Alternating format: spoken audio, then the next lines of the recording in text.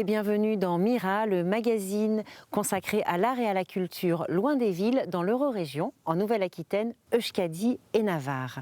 Aujourd'hui, Mira est consacrée au festival de théâtre et de théâtre de rue dans les campagnes de l'Eurorégion. Nous sommes ici à Rouillac en Charente avec Joël Breton, directeur du festival Les Sarabandes. Vous avez choisi, Joël, de nous amener à l'amphithéâtre gallo-romain des Bouchots. Le lieu est très particulier pour les Sarabandes, il est particulier aussi énormément pour les gens qui habitent le territoire. Il est au carrefour de plusieurs voies romaines, Lyon-Saintes et Paris-Bordeaux. Il a vu l'évolution de ce territoire, du rural à la viticulture maintenant. Il est important dans l'imaginaire des gens. Et pour nous, c'est important parce que les Sarabandes sont nés ici. On a eu l'idée d'investir le théâtre, d'y mettre en place donc un festival. Et puis dès 99, printemps 99, il y a eu les premières Sarabandes des Bouchots dans ce cadre magique. Joël, vous évoquez à juste titre le caractère magique de ce lieu. Eh bien, je vous invite tout de suite à partir en Navarre pour découvrir le festival de théâtre de Olite, qui lui aussi se déroule dans un cadre totalement magique.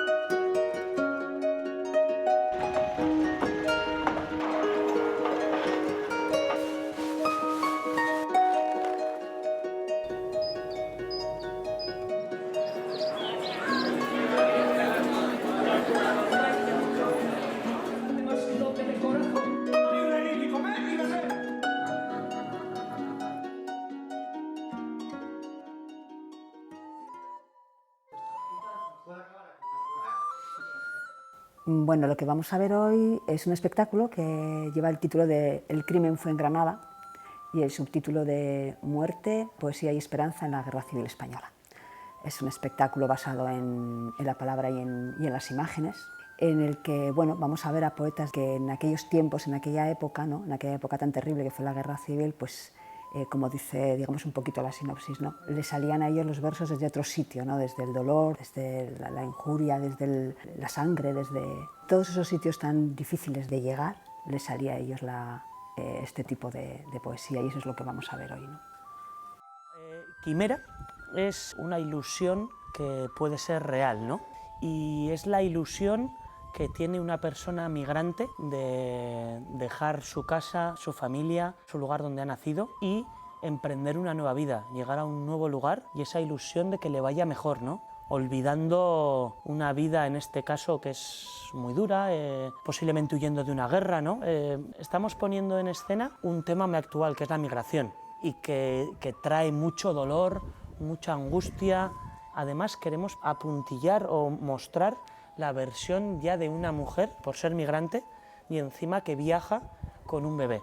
Como ya centrarlo un poquito más en un caso concreto y cómo le reciben en ese lugar supuestamente, vamos a llamarlo, civilizado. La obra la ubicamos en los años 40, 50, un poquito la migración de las grandes guerras, ¿no? El Festival de Teatro de Olite es un festival que con los años ha ido evolucionando, pero desde que entró la nueva dirección artística de Luis Jiménez, ya incluso el apelativo de clásico se borró, ¿no? Cuando llegué aquí, el festival era Festival de Teatro Clásico. Hemos retirado la etiqueta de Teatro Clásico para hacer un festival de teatro. En lo cual mi proyecto como director artístico del festival era justo hacer de Olite una ventana donde llegase el teatro contemporáneo, no renunciar al clásico, pero sí abrir al clásico, que el clásico llegase con otras lecturas, ¿no? Dentro de los festivales de teatro que hay en el Estado, pues está entre los 3 primeros, te diría yo. Es una referencia y ya te digo, hombre, no estamos al nivel de Mérida o Almagro, pero después de ellos pues estará Olite, Rivadavia, Olmedo, etcétera, Alcalá, ¿eh? Están, digamos, en esa liga. El marco del Festival del Teatro de Olite sí que te da mucha visibilidad, ¿no? Actuar en la cava es un sitio muy bonito, ¿no? Cuando actúas entre piedras que tienen historia, es bonito, ¿no? Cuando trabajas en la calle y te toca delante de un castillo, siempre son actuaciones que tienen magia. Olite me ha dado ese acercamiento a la profesión que no tenía antes, porque París para mí es un festival pequeño, maravilloso, han pasado 270 producciones, más de 2.000 artistas, 100.000 personas, pero no deja de ser en esa macrociudad una isla de teatro español. Somos una cosa más, pero Olite es justo, pues eso, ese reducto que me ha permitido estar cerca de la profesión. Entonces me ha acercado a la situación real de la profesión. Eso se me lo ha dado Olite, sí.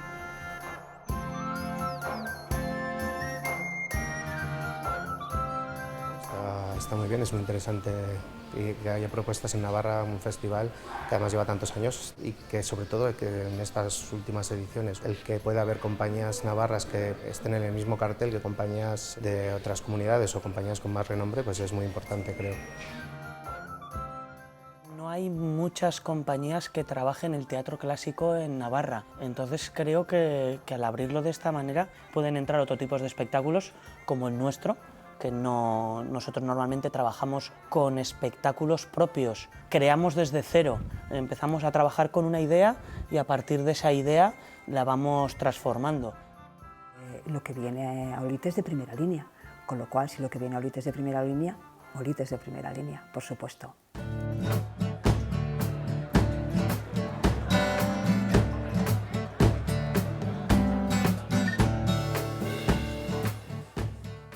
Cuando la dirección artística está en el mismo plano que la sociedad, es decir, que está circulando por Olite, como yo vivo aquí, yo saludo a todo el mundo, yo me tomo el café, compro el pan, o sea, hay una relación humana, que eso ayuda a que el público vea cercano al personal que está haciendo el festival, ¿no? Sin ninguna duda, a mí me encanta trabajar en municipios pequeños. Te reciben con los brazos abiertos, se implican un montón en que la actividad salga bien, le ponen muchas ganas. Los pueblos pequeños a mí me encantan. Yo la verdad que es donde más he trabajado. Es un gusto estar aquí porque sabes que la gente que viene a verte es gente que quiere ver teatro. Entonces sabes que es un público muy especial y que siempre te va a recibir muy bien. Siempre te va a recibir maravillosamente, siempre está dispuesto a disfrutar. Y el pueblo también, ¿no? El pueblo de Olite. Es un pueblo que está preparado para recibirte, ¿no? Como actor, como artista, y es un gustazo.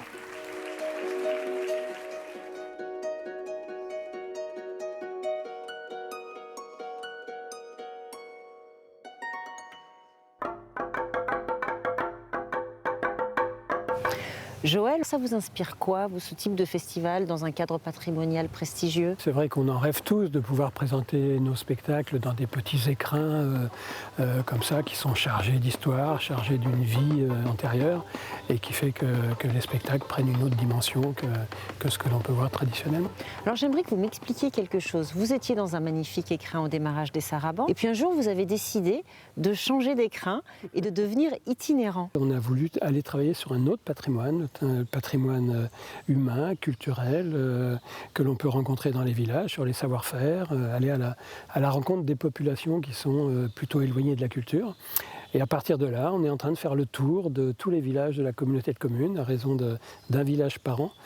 L'idée, elle est assez simple, c'est d'ouvrir un livre de contes le premier jour et de le fermer le dernier jour et de vivre ailleurs, dans un monde peut-être un peu plus doux, un peu plus tendre, un peu plus humain, pendant les 3 jours de l'événement. Ici, on est où, par exemple, et qu'est-ce qui s'est passé cet été? On est dans un tout petit village, un petit hameau qui s'appelle Patrevril. Au mois de juin, on est venu là, on a transformé le village, on y a invité une trentaine d'artistes, des compagnies de rue pour la plupart, quelques musiciens, et puis une trentaine de plasticiens, puisque le principe c'est le mélange entre le spectacle vivant et les arts plastiques, plutôt les arts singuliers. Alors si j'ai bien compris, des arts plastiques dans votre festival, du théâtre, du spectacle de rue, mais aussi de la médiation, des actions culturelles en direction des plus jeunes?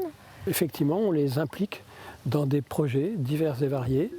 Ça peut être en peinture, en installation plastique, dans le cadre de ces travaux d'action culturelle, de ces opérations qu'on met en place. Très traditionnellement, on travaille avec les écoles. Au final, pendant les 3 jours, on retrouve un certain nombre de choses qui sont issues de ce travail de fond. Je vous propose d'aller découvrir une initiative dans un petit village avec le festival Kaleka qui à la fois accueille des artistes mais aussi donne la parole et rend visible le travail des amateurs. Je vous propose de découvrir tout de suite le reportage en basque sur le festival Kaleka qui se tient en Euskadi tous les étés.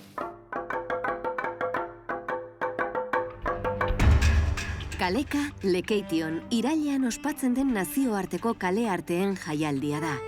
Munduko hainbat txokotako konpainiek antzerkia, dantza eta zirkua ekartzen dituzte herriko kaleetara 3 egunez, publikoarekin zuzeneko lotura bilatzeko asmoz.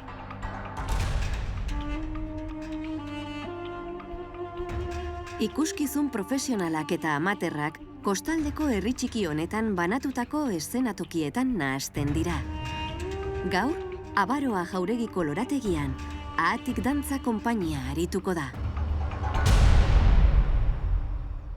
Kaleka eta gaur egun egiten ari diren jaialdi kale edo herriguneetatik eta aretoetatik kanporako emanaldiak dituzte anekdota asko naturaren menpe daudelako eta uste dut Ahatik oso presente duela natura.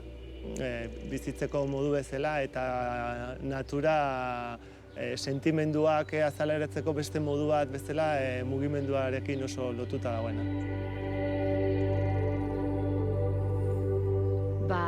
Esango nuke nahi biak emate jatela lasaitasuna, pakea, indarrare bai, ni oso mendia gustatzen zait asko, dantza bezain beste esango nuke. Eta biak emate jate doi, txuteoi, indarroi, eta gero gorputzakiko konexioi. Eta bai daukate inguru horiek esango nuke magia puntu bat, goxotasun bat, emateu bai nik uste dantzarintzako eta bai ikusleantzako baita ere. Emateu bildu ite zaitun toki bat bezala dela. Horrez gain, bale maukazuen bezala txorin kantuk, lorek, tximeletak eta bai emateu lasaitasun hori.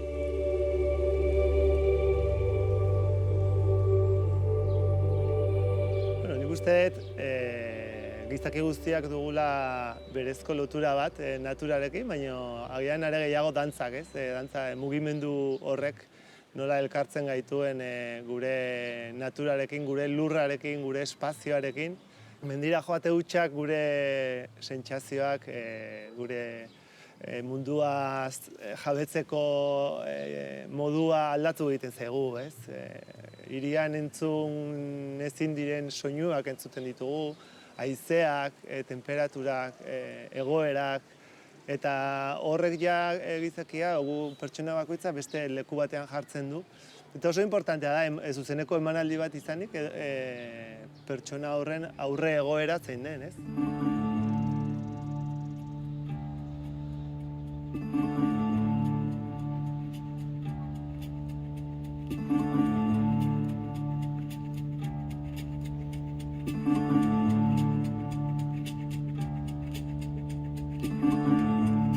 Taldekideek oso barrutik daramate, ez? Emakumeen gaur eta iraganeko egoera zein izan den, eta horretaz hitz egiteko hitzaki bat. Baina ere argi utzi nahi dugu, gure eritzia utzi nahi dugu, hau ez dela bukatu, emakumeak jarraitzen duzuela neurri handi batean, askoz ere aukera gutxiagorekin, burrukatu egin behar duten askoz ere gehiago. Eta lau emakume borrokan ahalduntzea horren alde eta erakusten sentitzen dutena azaletik kontu honekin.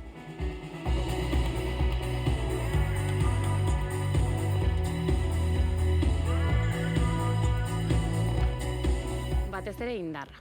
Emakumean indarra, aurrea egiteko gogoi, justo aurretik naturakin egin ginen ez, naturan elementuk daukaten indarroi ez, laule elementu horiek, sua, ura, lurra, eta irea, esango nuke hoxe dela batez ere emateiten sensazioa, indarrana, botere edo indarrana.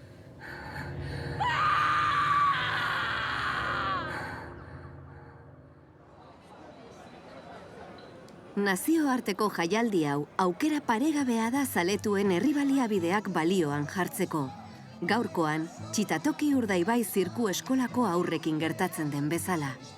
Txitatoki Urdaibai Zirku Eskola jaio zen baserriko korta baten, bai? Eta korta horretan ikusi genuen jendea gogotsu zegoela ikusteko, gauzak ikasteko eta bueno, hori zabaldu alzala. Gure helburua zen jendea gerturatzea eta hori lortzeko kalean egin behar genuen. Herri txiki batera, olako proiektu bat eramatea, ez da bakarrik kultura eramatea. Da hesiak apurtzea, ez da?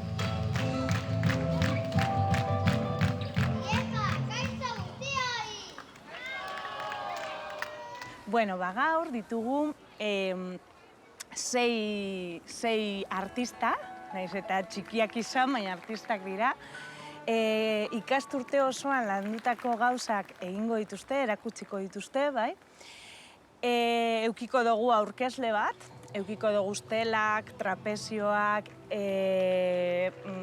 ekilibrioak, malabarak, eta niretzako garrantzitsua da eta aipatu behar duena da, inklusioa sartu dugula eta ikusiko duzue zelan behar bereziak dituzten pertsonak gure lana edo gurekin lana egiten dutela, ezta?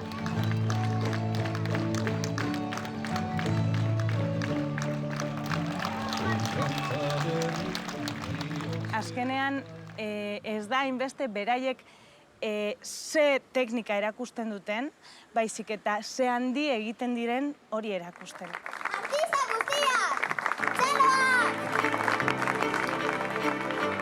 Edizio honetan, clown, keinu antzerkia, esperimentazio espazioa eta piroteknia ere izan dira. Jaialdiak Euskal Herriko artistak aurkezten ditu, baina baita Katalunia, Madril, Kolombia edo Txilekoak ere.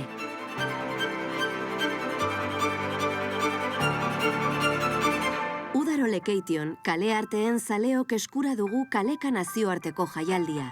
Hurrengoan ere ez dugu hutsik egingo. Joël, on vient de voir l'exemple d'un festival en Euskadi qui mêle pratique amateur, mais compagnie aussi de danse. La compagnie Attic, je crois que vous-même, vous l'avez déjà invitée ici? Oui, elle est venue il y a 2 ans, 3 ans à Saint-Genis-d'Irsac. C'est vrai qu'on travaille beaucoup avec le Pays Basque et particulièrement en danse. Ils ont un certain nombre de compagnies qui sont assez magiques. On retrouve une qualité à tout niveau, aussi bien dans le propos que dans la danse elle-même, et toujours avec beaucoup de sensibilité. Je crois qu'ici même à Patreville, vous avez aussi accueilli cet été une compagnie venue d'Euskadi. Oui, compagnie Herza. Oui, chaque année, il y a 1 ou 2 compagnies qui nous viennent du nord de l'Espagne et du Pays Basque en particulier. Ici, vous accueillez beaucoup de spectacles en diffusion, mais vous avez aussi toute une politique de création. Est-ce que vous pouvez nous en dire 2 mots? On peut accueillir et on accueille chaque année une bonne quinzaine de compagnies qu'on accueille en résidence, qu'on coproduit pour certaines d'entre elles et qu'on essaie de mettre en visibilité au travers des réseaux dans lesquels on est implanté aussi. Alors, je voulais vous présenter un festival qui se tient en Dordogne, donc en Nouvelle-Aquitaine, qui s'appelle le Festival du Troc, du Théâtre du Roi de Cœur, qui est un festival quasiment à 100% de création et qui a été créé par de jeunes artistes. C'est que c'est en pleine nature et que ces artistes travaillent pendant 3 semaines pour ensuite offrir 3, 4, 5 spectacles en création au public. Je vous propose tout de suite de découvrir le reportage sur le Troc.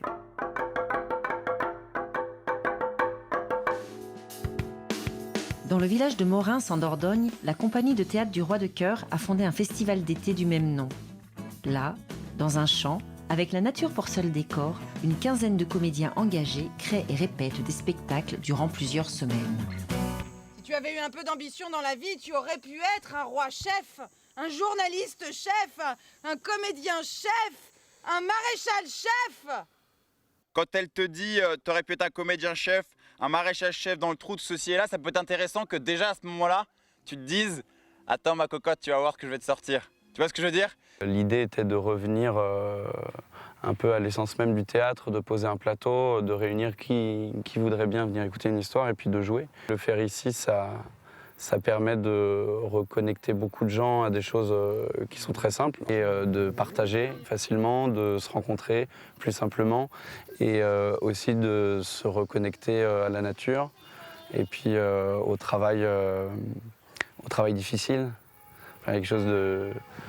On est là pour travailler. Monsieur, je vous apporte une nouvelle qui est fâcheuse pour votre amour. Comment? Vos Égyptiens sont sur le point de vous enlever Zerbinette. Et elle-même, les larmes aux yeux, m'a chargé de venir promptement vous dire que si, dans 2 heures, vous ne songez à leur porter l'argent qu'ils vous ont demandé pour elle, vous l'allez perdre pour jamais. Mon pauvre Scapin.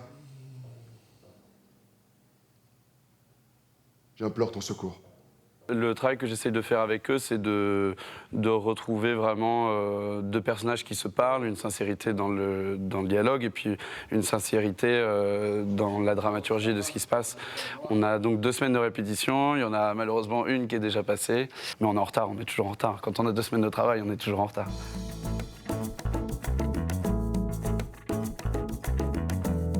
Là, ce que vous avez vu avec les comédiens, c'était les personnages des anges qu'on trouvera dans le spectacle Lilium de Ferenc Molnar, mis en scène par Maud. C'est un peu le tribunal du ciel et donc la metteuse en scène voulait absolument des anges. Et à partir de là, on a décidé de leur donner un look un petit peu baroudeur, mais en version complètement blanc, donc avec le petit Marcel qui va bien. Et on a choisi de blanchir les cheveux pour vraiment changer, donner un contraste entre les personnages qui sont du reste de la pièce, qui sont très humains, très bruts, et ces anges qui sont tout de suite un peu plus travaillés.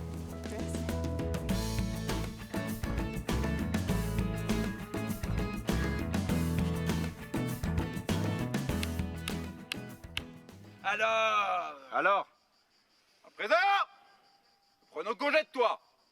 Nous te reverrons dans 16 ans. Et c'est bien, quand la musique démarre, dites-vous que c'est le moment où vous serez derrière la botte de paille et vous commencerez à monter pour aller vous mettre en boule et après vous bougez plus. Police! Vous nous entendez? Il faut se lever! Allez! Les gens croient qu'en mourant, tout est arrangé. Se poignarder, arrêter son cœur. J'ai choisi de participer à l'aventure du Théâtre de Roi de Cœur. À la base, c'était une proposition d'amis, donc ça fait toujours envie les propositions d'amis. Je trouvais que le projet était très beau, le fait de s'implanter dans une région, de faire du théâtre de très tôt, de monter à la fois des pièces contemporaines, des pièces plus anciennes. Le fait de vivre en troupe pendant un mois, de vivre vraiment ensemble, je trouvais ça hyper chouette. On a été élevés, entre guillemets, éduqués théâtralement, où il n'y a pas de « je suis comédien, je suis costumier, je suis metteur en scène ». C'est que tout, on est des faiseurs de rêves, on est des faiseurs de théâtre.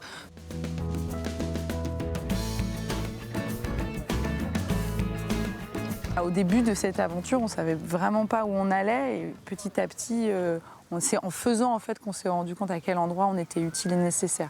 Et c'est aussi moi en allant travailler pour d'autres institutions, pour d'autres choses, que je me suis rendu compte que j'étais utile ici et nulle part ailleurs. C'est d'abord le lieu que je trouve le plus beau sur Terre.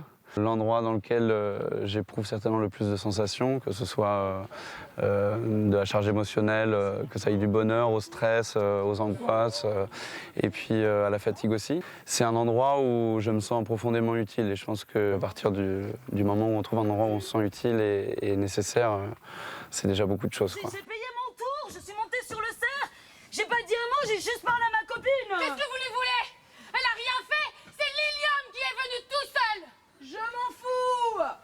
Et comment tu disais déjà qu'on pourrait peut-être trouver de l'argent? Ouais. Combien? Quelques sacs, je suis un malin, tu peux me suivre sans souci. Quelle heure est-il, s'il vous plaît?